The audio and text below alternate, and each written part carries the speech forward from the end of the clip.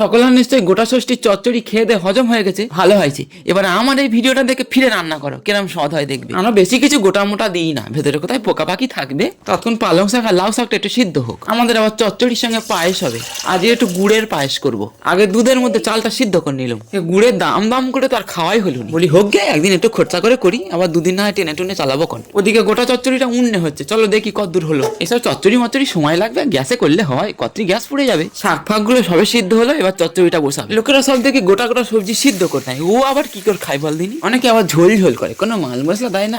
আমার মা ওরম করে না, আমাদের একটু কায়দা করে করে, আদা জিরে বাটা দেয়, চন্দুনির গুঁড়ো দেয়, তবে ভালো স্বাদ হয়। একদিন করে দেখবে কেরাম লাগে। এবার চলো তোমাদের গোটা কথা কমেন্ট করে শোনাই। রূপালী অধিকারী জিজ্ঞেস করেছে পটেশ্বরীর হেলথের কার্ড করেছো? এ বাবা, তোমাদের তো বলা হয় না, পটেশ্বরীর কিন্তু বাচ্চা হয়ে গেছে, এখন একটু শরীরটা খারাপ আছে, কদিন যাক, তারপর ফটো তুলে দেখাবো কোন। বৃষ্টি বলে যে খালের ওই সবুজ চরটা নিয়ে আসতে পারতে, ঠিক বলেছো, ওটা নিয়ে আসলে ভালো হতো।